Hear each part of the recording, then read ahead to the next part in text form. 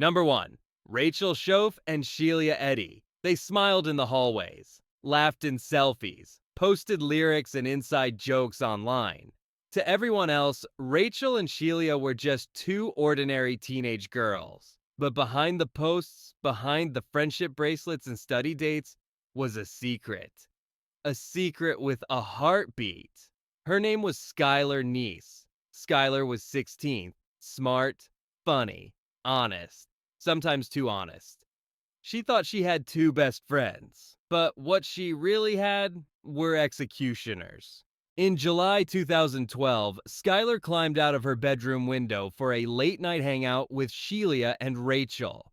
They picked her up just after midnight, drove to a wooded area across state lines. Skylar thought it was a casual ride. Instead, it was an ambush. They had brought kitchen knives, concealed in their hoodies, and as Skylar turned her back, they counted to 3 and stabbed, again and again. Over 50 times. She fought, she screamed, but 2 against 1 was never a fair fight. As Skylar bled out in the dirt, her so-called best friend stood over her, breathing heavily, covered in blood. Then they buried her under branches, wiped their blades with paper towels, and drove home. The next day, Shelia tweeted like nothing happened. Rachel smiled in church. Both girls hugged Skylar's grieving parents, pretending, lying, smirking. For months, no one knew the truth. The police suspected a runaway, but Skylar's father never believed that. He knew his daughter, and he knew something evil had taken her. What unraveled next would shock the nation. Rachel cracked. Consumed by guilt, she confessed everything. And when asked why they did it, their answer was chilling. We just didn't like her anymore. No fight, no money, no betrayal, just teenage cruelty sharpened into murder. Rachel Shoaf and Shelia Eddy were convicted as adults. Skylar's story became a warning, a reminder that monsters can wear mascara. And sometimes they call you their best friend. And number 2, Alyssa Bustamante, a teenage killer's chilling diary. She was 15. Blonde hair, blue eyes, church-going, straight A student. On the outside, Alyssa Bustamante looked like any typical suburban teenager. But behind her smile, she was keeping a secret. And it was buried just beneath the surface, literally. October 21st, 2009. Alyssa lured 9-year-old Elizabeth Olton from her home in a quiet Missouri neighborhood. Elizabeth trusted her. She was a family friend, a babysitter figure. But Alyssa didn't want to babysit. She wanted to kill. 2 weeks earlier, she had dug a grave in the woods, just in case. She didn't have a victim yet, but she was planning. That night, when Elizabeth followed her into the forest, it wasn't curiosity that led her there. It was a trap. Alyssa strangled her, then slit her throat with a knife, once, twice, then dragged her lifeless body to the hole, covered her with dirt and leaves, and walked away. No tears, no panic, just silence. At home, she wrote in her diary, not a confession, a celebration. She described the murder as if she had just gone to the movies. It was amazing. As soon as you get over the, oh my god, I can't do this feeling, it's pretty enjoyable. She drew a smiley face next to it, a perfect teenage scribble, except it was soaked in blood. When investigators questioned her, the mask began to crack. She tried to hide the diary. She showed them the wrong part of the woods, but eventually the truth came spilling out. And with it, the horrifying motive. She did it to know what it felt like. Not rage, not revenge, just curiosity. The court called her emotionally disturbed, but that didn't bring Elizabeth back. The little girl with a pink phone and a bedtime routine had become the answer to someone else's question. Alyssa was sentenced to life in prison with the possibility of parole. She cried in court, but not during the murder. Not when she watched Elizabeth's family collapse in grief. Just when the walls closed in. Sometimes the scariest monsters aren't in movies. They sit in church pews, smile for school pictures, and write amazing in their journals after they take a life. Number 3, Erin Caffey, the girl who ordered her family's execution. To her church, she was a sweet Southern girl. To her classmates, just another quiet teenager with big eyes and a shy smile. But inside, Erin Caffey was at war. Not with the world, with her parents. They didn't like her boyfriend, Charlie. He was older. They said he was dangerous. They were right. But Erin didn't see danger. She saw love, obsession, and a future with no one standing in their way. So she made a decision. She unlocked the front door, left it open, and went to bed. Charlie and 2 of his friends crept inside. It was early morning. The house was quiet. First, they shot her mother in the head. Then her 2 little brothers, aged 13 and 8, were stabbed repeatedly. The 8-year-old was still in his bed. Finally, they lit the house on fire. But her father, Terry Caffey, survived. Barely. He crawled out through the flames, burned, bleeding, and gasping. He had lost his wife, his sons, and had no idea that his daughter had orchestrated it all. The killers were caught hours later. Charlie confessed, said it was Erin's idea, said she pushed for it, said she wanted her family gone so they could be together. At first, no one believed it. How could a 16-year-old girl plan something so cold? But then Erin admitted it. Not in tears, not in horror. Just admitted it. Because in her mind, love had rules, and family didn't fit. In court, Terry Caffey, her surviving father, did the unthinkable. He forgave her, said she had been manipulated, but the state didn't agree. Erin Caffey is serving 2 life sentences. Her boyfriend, Charlie, is locked up for life. The others too. And what began as a secret teenage romance ended in fire, blood, and funerals. Sometimes obsession doesn't look like screaming. It whispers. And sometimes, it's the one who leaves the door unlocked. Number 4, Jasmine Richardson, the 12-year-old who slaughtered her family for love. She was 12, not 16, not even a teenager by most standards. 12. But Jasmine Richardson didn't see herself as a child. She wore dark eyeliner, fishnets, and posted on vampire-themed forums. She called herself a creature of the night, and she had fallen in love with a 23-year-old man named Jeremy Steinke. He claimed to be a 300-year-old werewolf. They bonded over death metal, horror movies, and fantasies of blood. Their love, forbidden. At least that's what Jasmine believed. Her parents disapproved. Naturally. Their daughter was being groomed by a man nearly twice her age. But Jasmine didn't feel protected. She felt trapped. So Jeremy made her a promise. If her parents were the problem, he'd remove the problem. Permanently. On April 23, 2006, Jeremy crept into the Richardson home. He stabbed Jasmine's mother, then her father. The house echoed with screams. Screams Jasmine heard, and did nothing to stop. But it didn't end there. Her 8-year-old brother Jacob was still alive, terrified, hiding. Jasmine went upstairs and killed him herself, a 12-year-old, stabbing her own brother in the chest. When police arrived the next day, the family was gone, slaughtered, no signs of forced entry. And Jasmine, missing. The town panicked. Amber alerts, news cameras. Everyone feared the worst. Until the truth surfaced, Jasmine hadn't been taken. She had run away with Jeremy, laughing, writing love notes about how our plan worked perfectly. They were caught the next day, hiding in another town. smiling, calling each other soulmates. Jeremy bragged in custody. She had the will. I had the tools. Jasmine was sentenced to the maximum for a minor, 10 years. She was released in 2016, a free woman. Jeremy is still behind bars, serving life. They called it love, but what they built was a tomb. And when a child looks at their parents and sees obstacles, not family, it's not just disturbing, it's deadly. Number 5. Tyler Hadley, the teen who killed for a party.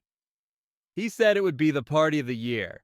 No parents, no rules. Just music, drinks, and chaos. Everyone was invited. But no one knew what Tyler Hadley had done to make it possible. He was 17. Quiet. Slouched. The kind of teen people overlooked until they didn't. Tyler had always been a little off. Detached. But nothing that screamed danger. At least, not yet. On July 16, 2011, he waited until his parents were home. He walked up behind his mother with a hammer, hit her again and again until she stopped breathing. Then he did the same to his father. The bodies were heavy, bloody.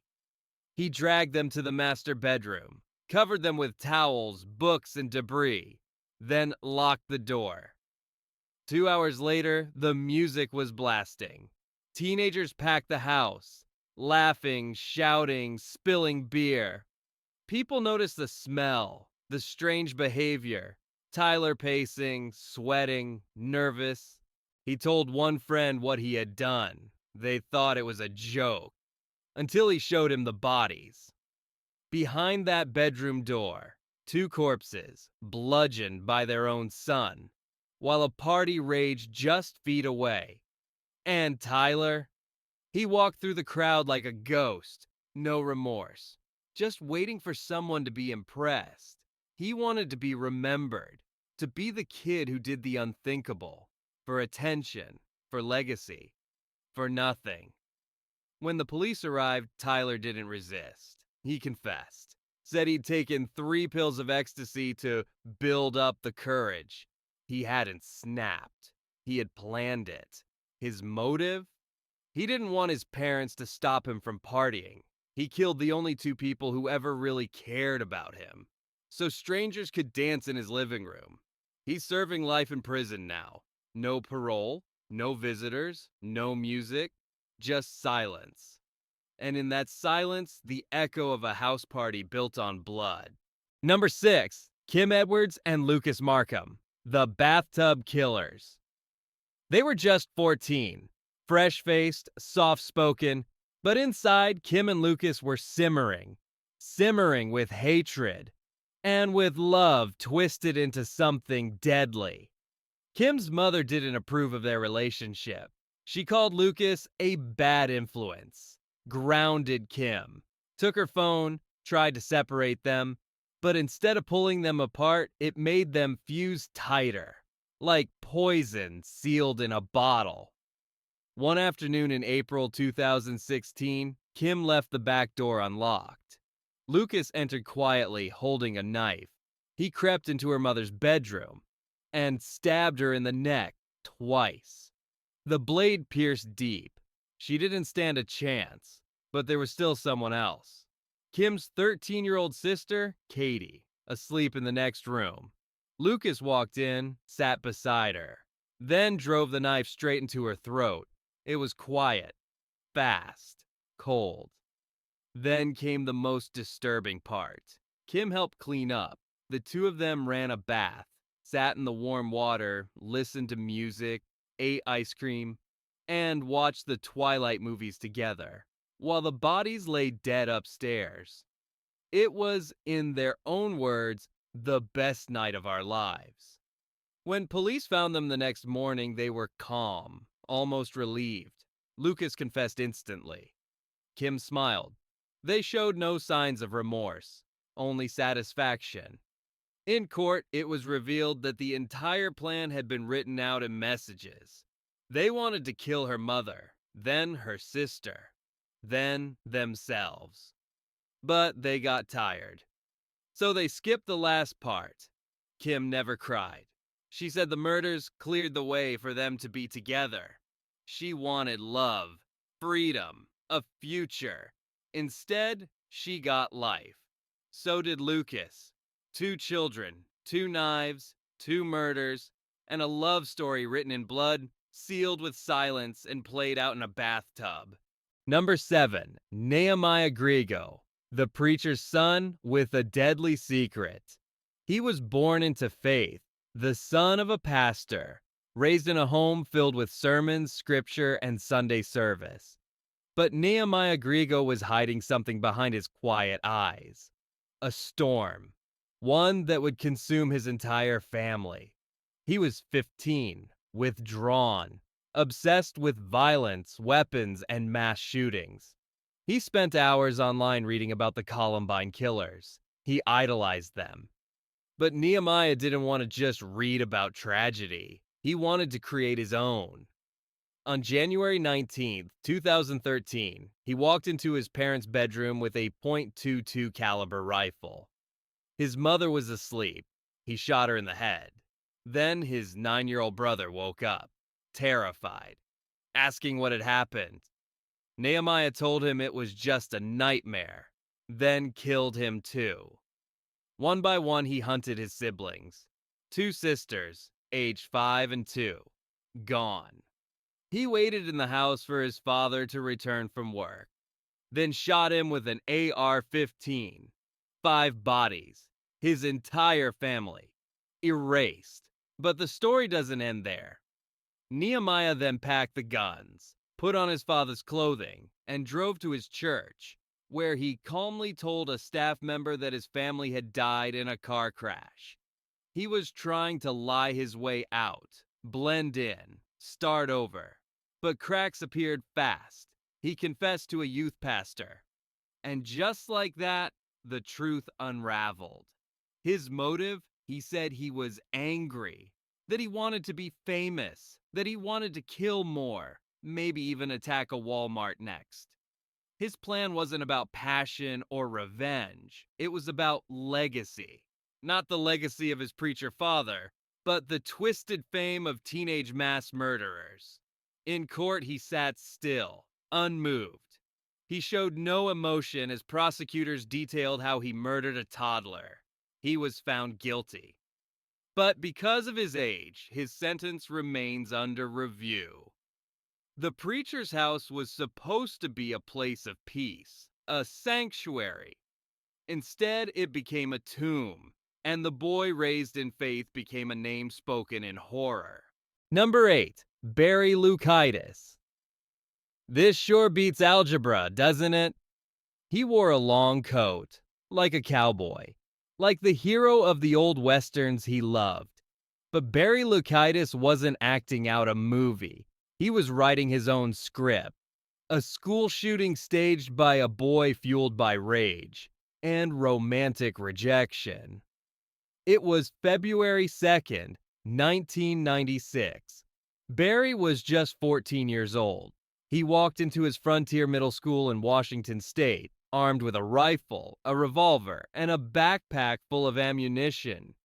He headed straight to algebra class, not because he hated math, but because that's where they were. The students who teased him, the girl who rejected him, the teacher he loathed. Barry raised his rifle and opened fire. He shot and killed 2 students, one of them a boy who had once mocked him. Then he turned the gun on his algebra teacher, Mrs. Cares. She died instantly. In the chaos, a teacher from across the hall ran in.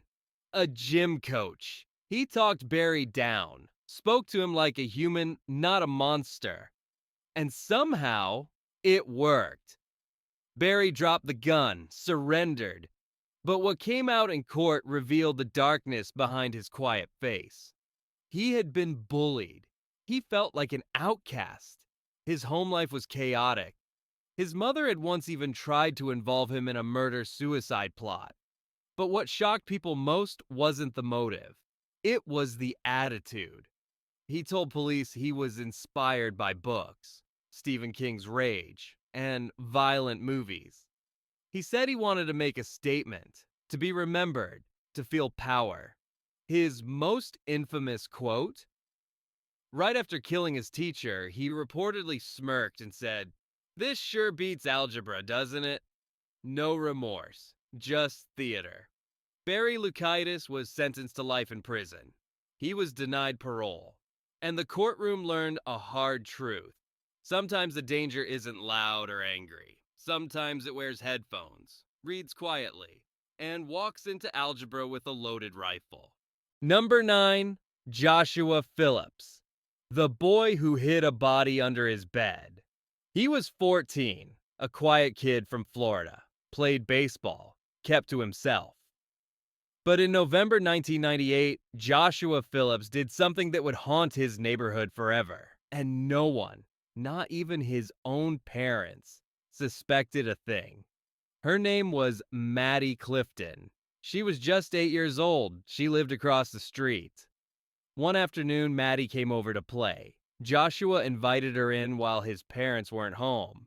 They went into his room, played baseball with a ball and bat. Then something went wrong. According to Joshua, the ball hit Maddie in the eye. She screamed in pain. He panicked, not out of compassion, but fear.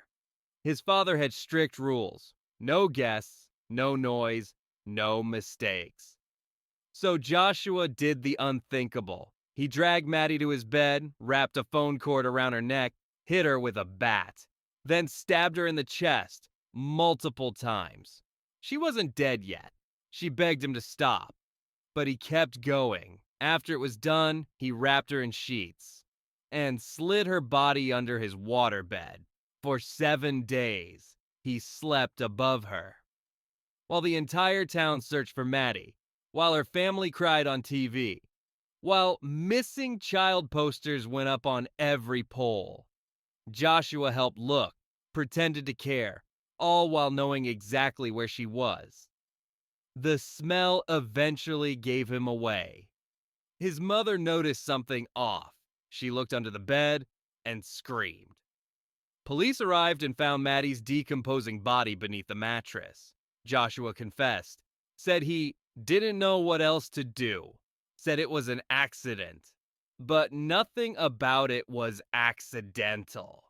He killed her, hid her, slept on top of her corpse for days.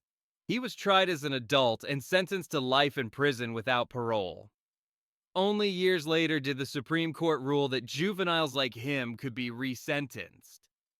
Today, Joshua says he's changed, that he's remorseful, but no apology can undo what he did, what he destroyed, because a little girl never came home, and a community learned that evil can live just across the street, under the bed of the quiet boy next door.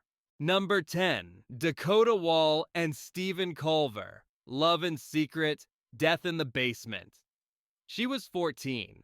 He was 19, and everyone told them it was wrong. Dakota Wall lived with her grandparents in El Dorado Hills, California. She had rules, a curfew, supervision, because her mother had been in trouble before. And her grandparents wanted better for her. But Dakota didn't want rules. She wanted Steven. They met online, started sneaking around, and when her grandparents found out, they put a stop to it. Or so they thought. Dakota wasn't done. She wanted freedom, so she and Steven made a plan.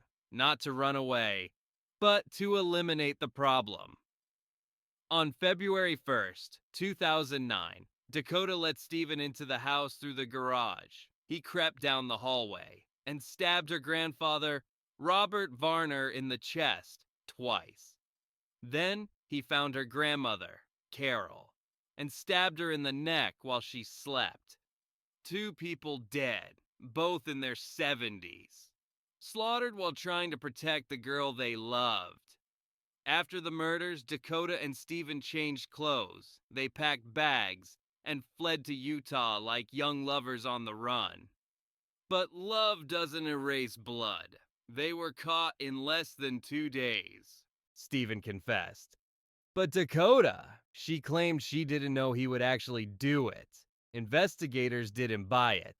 She had given him the entry point, the timeline, the family layout. She had planned it with him, and now her grandparents were gone.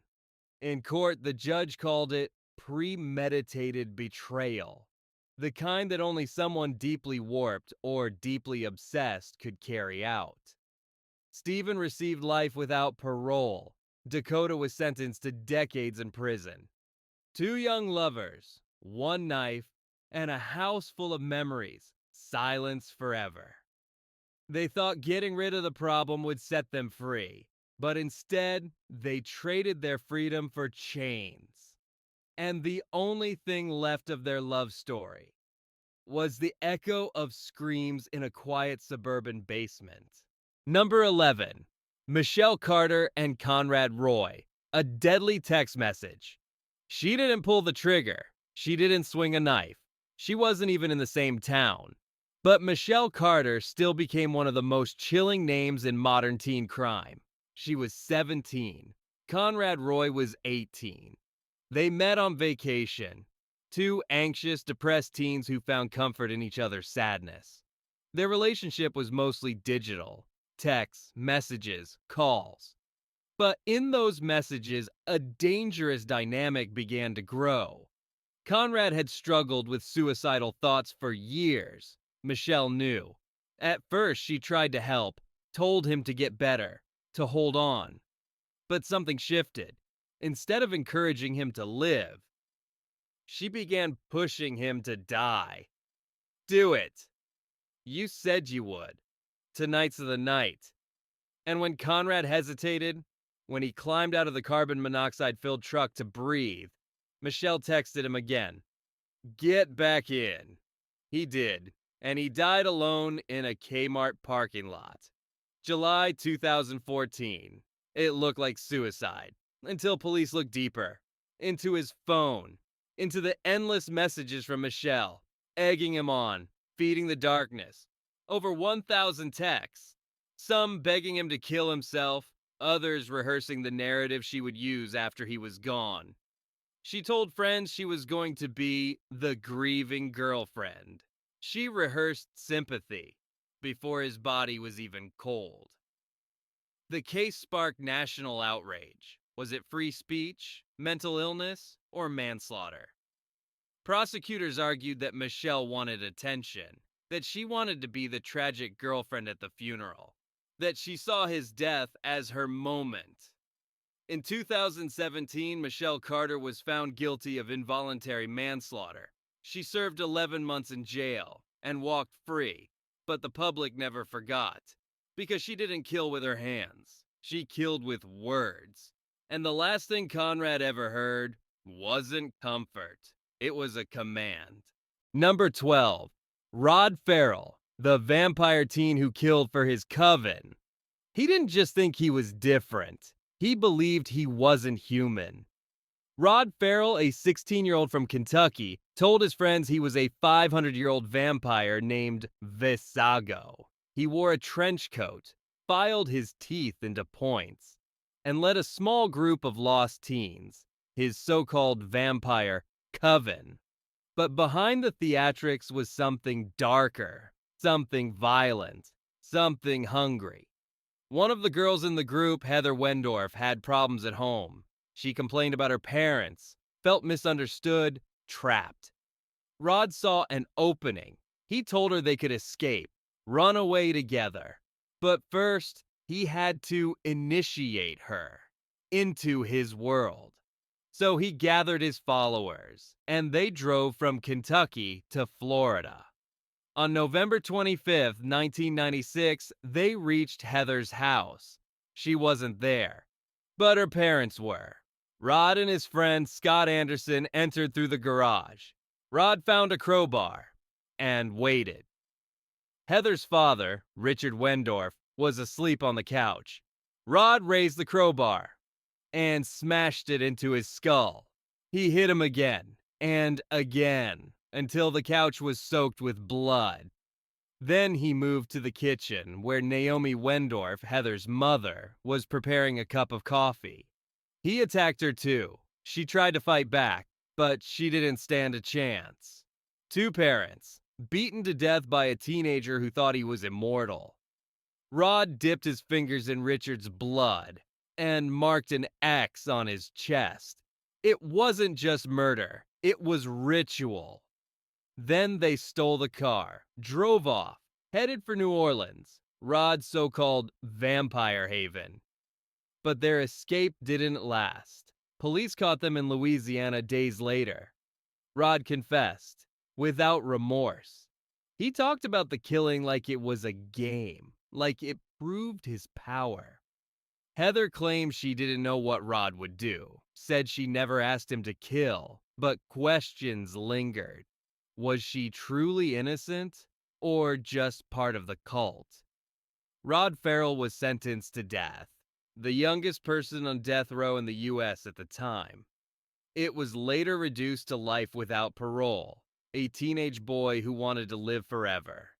Now locked away for the rest of his life. No fangs, no magic. Just concrete, steel, and the ghosts of two parents who never saw it coming. Because sometimes the scariest monsters are the ones who believe they were never human to begin with. Number 13, Nicole Kasinskas, Love, Lies, and a Baseball Bat. Nicole Kasinskas didn't look like a killer. She was soft-spoken, academic, the kind of girl who blended into the background of every yearbook photo.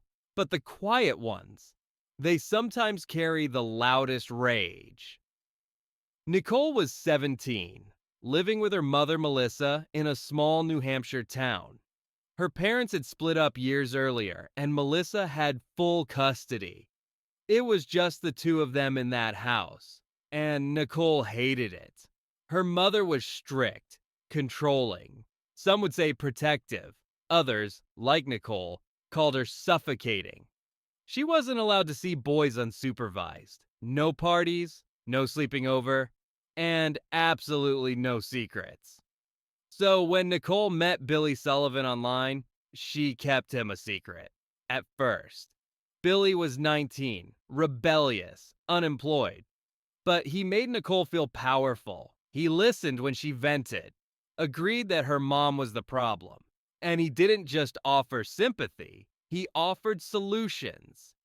Nicole told him everything, how she wanted freedom, a future, a life with him. And he told her, then you know what has to happen.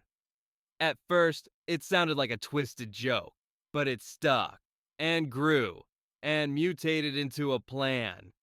Nicole unlocked the back door, left the porch light on, made sure her mother would be home, alone. It was March 10th, 2001.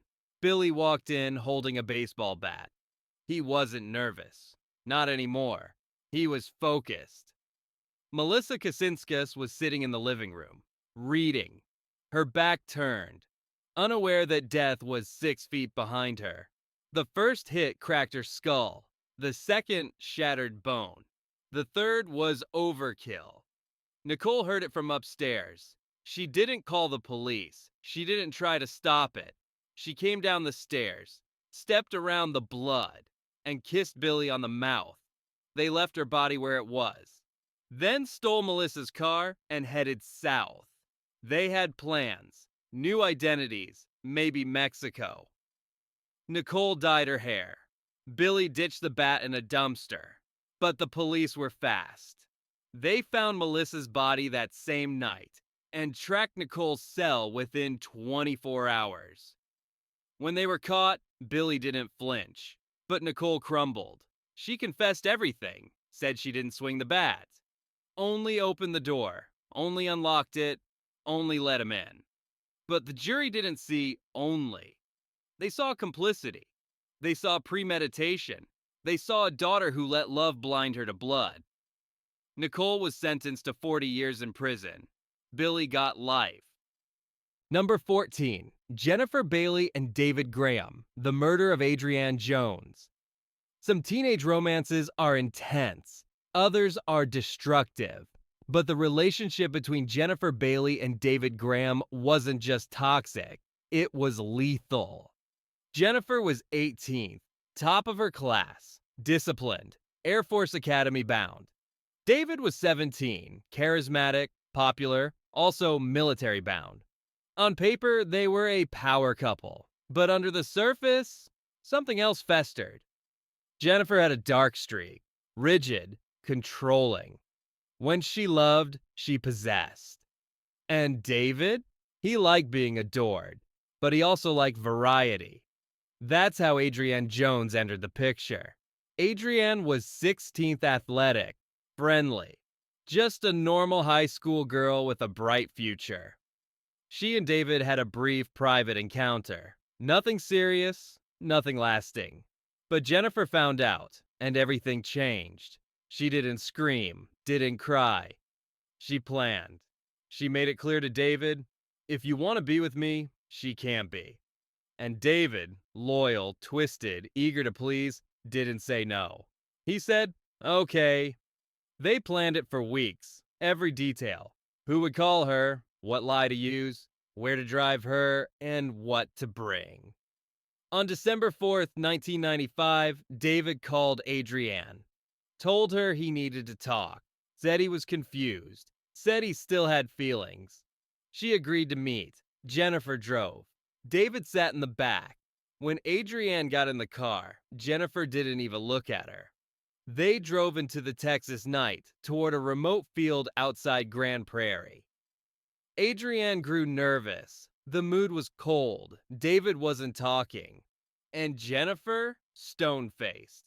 When they stopped, Jennifer handed David the gun. He led Adrienne out into the field. She asked, "What's going on?" He didn't answer. He pulled the trigger.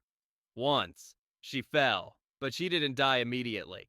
She cried, begged, tried to crawl away. So he shot again and again. 3 bullets. Then silence. David walked back to the car. Jennifer was waiting. No emotion, no panic. She started the engine. They went to McDonald's, ate fries, drove home. As if nothing had happened. The case stumped investigators for nearly a year. There were no suspects, no leads. Adrienne's parents were shattered, her friends confused, her school numb. But Jennifer had a flaw. She needed to tell someone. She needed someone to know what she'd done and gotten away with. She told a friend at the Air Force Academy. That friend told authorities. Within days, both Jennifer and David were arrested. Neither denied it. David confessed in chilling detail, said he did it for love, said Jennifer was the only person he couldn't lose. Jennifer showed no emotion in court, even as the prosecution described how she watched her romantic rival bleed out in a Texas field. They were both sentenced to life, Jennifer with parole possible after 40 years, David too. And Adrienne Jones, an innocent girl who thought she was going for a late-night talk, was left in the dirt. Because a girl obsessed with love chose murder instead of heartbreak. And with that, we come to the end of the video. Which case shocked you the most? Leave a comment below. We read everyone. For more stories like this, make sure to subscribe and turn on notifications. We post full-length true crime documentaries every single week. Real cases, real people, real consequences. Thanks for watching. We'll see you in the next one.